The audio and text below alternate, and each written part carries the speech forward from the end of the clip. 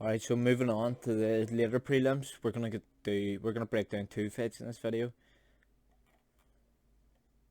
Alright, so moving on to the later prelims, we're gonna actually break down two fights in this breakdown because I wanna move on.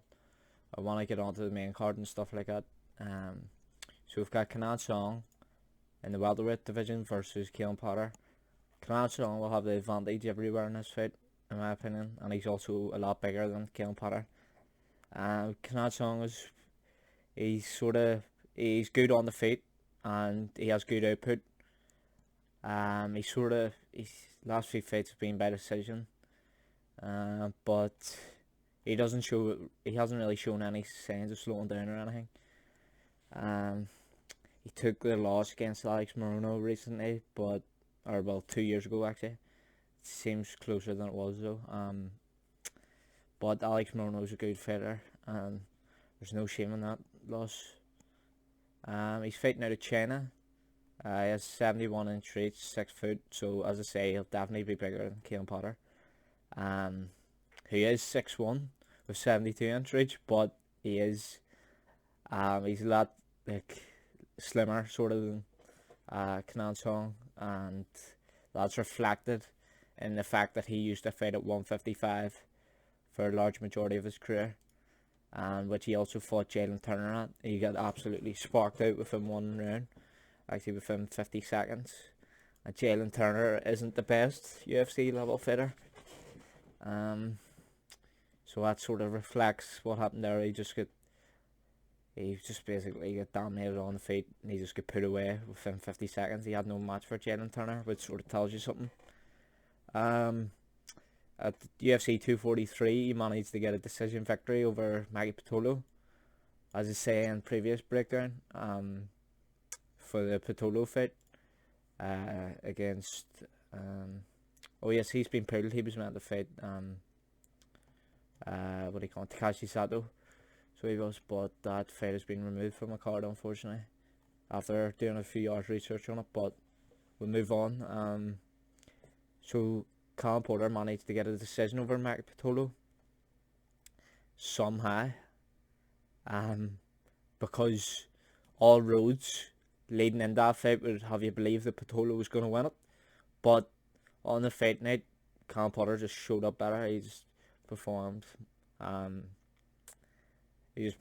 a higher level than Maggie Pitolo.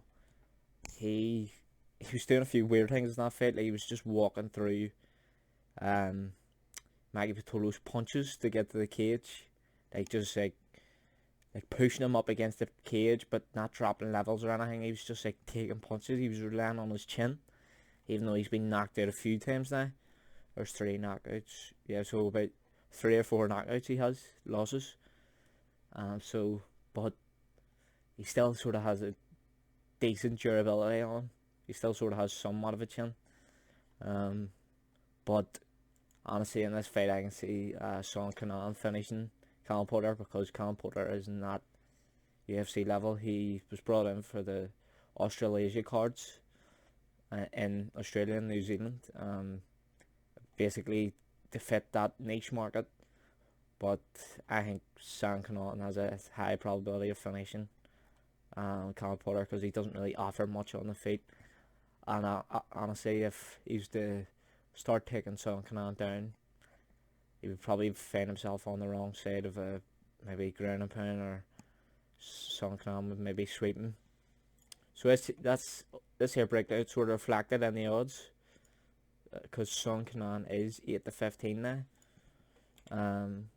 1.53.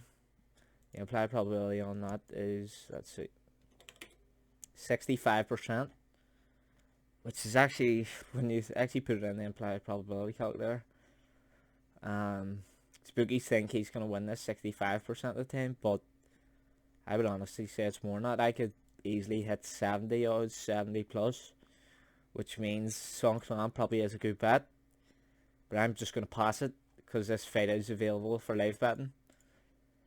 But if Kenan's odds do improve, I might take a bet on him if they move up maybe to the 1.60, 3 to 5 odds, But for props, Sean Kenan is 5-4 for a knockout. A VBet, which there's not much value there. Like, you'd be wanting well higher than that, definitely. For finish, he's 21-20 on a 365. But even still, you would want definitely more than that. I think the bookies have fairly kept this one well. But yeah, in that fight, I've got Sean Kenan by knockout within probably 2 rounds, to be honest. Yeah, so moving on to the next fight, Jake Matthews versus Emil Meek. Jake Matthews is an interesting fighter because he, interestingly enough, when he was younger, he's still 25. He started out in UFC as 5'9" and a lightweight, but now he's 6 foot in welterweight, because he had sort of, let's see, he's been fighting in the UFC since 2014, so 6 years ago. Yeah, so he's 19. He started off in UFC when he was 19, but see, when he hit 6 foot, or see, when he hit 21, he managed to grow 3 inches, and basically he couldn't make 155 anymore. So he's a big welterweight, to be honest, because he's moved into that frame quite well. But he's also coming up against a big welterweight in Emil Meek, he's ripped, like, but he's not technically sound. He has glaring holes in his game, Emil Meek, as seen against with his loss against Fabinski 2 years ago.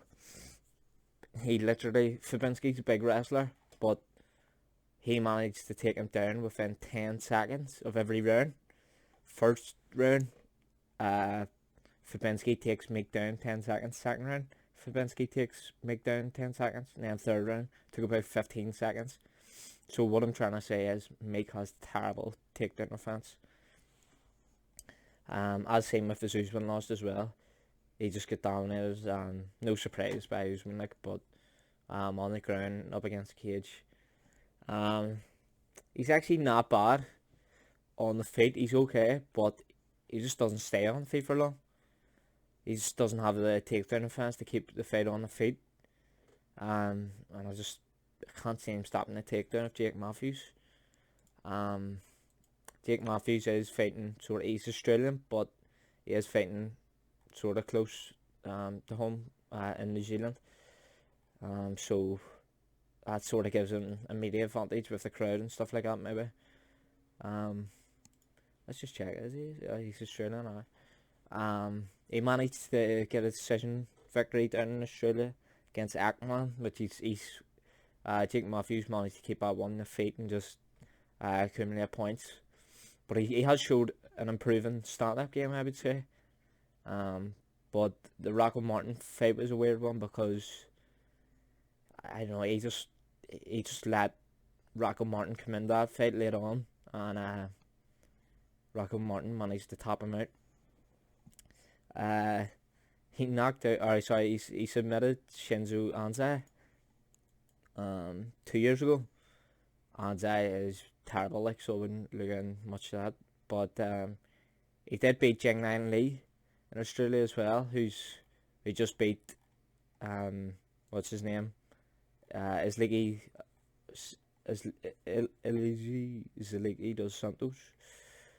That was sort of a hard one to pronounce, but so the odds for this fight, let's just check. Jake Matthews is currently 1-2, which isn't bad, because let's check the play, probably 1-2. Right, so 66%. The bookies are captain Jake Matthews yet. If you're betting that, you sort of have to rely on Jake Matthews taking the fight to the ground every round, because Emil Meek, if this fight stays standing, he just will walk forward and just throw all these crazy power shots and maybe accumulate points. But I don't really see it, to be honest. I think there's value of 1-2 at those odds. So if you want to bet that, I wouldn't judge it for it. It's decent price. But I'm not going to. This fight is available for live betting, so I'm just gonna use that opportunity. For props, Jake Matthews 10-11 to win by decision. Nah, I don't like that. I'm not a big fan of those odds. Jake Matthews by submission is currently 6-1, which isn't bad, but the only thing there is that Meek hasn't been submitted. And when you watch his fights, uh, he usually manages to keep people in his guard and not really threatening. Like, barely anyone ever takes his back or anything. So, in this fight, I've got Jake Matthews by decision. I think the odds reflect this, but as I say, if Jake Matthews' odds do improve, I may take up a bet. But this fight is, as I say, it's available for live betting opportunities, so I'm gonna go down that route, I think. If we just look at stats here, Jake Matthews does have better strikes landed per minute. He does have higher strike accuracy, and he does have less strikes absorbed per minute, which tends to show that he is going to accumulate more points than Emil Meek, especially if he gets the takedown, starts working strikes from top position. He does average 2 takedowns per fight, but I would put money on it that if Jake Matthews does win this fight, he's going to get more than 2 takedowns, definitely, because Emil Meek, he's just there to be took down every time. I think this will be Meek's last UFC fight.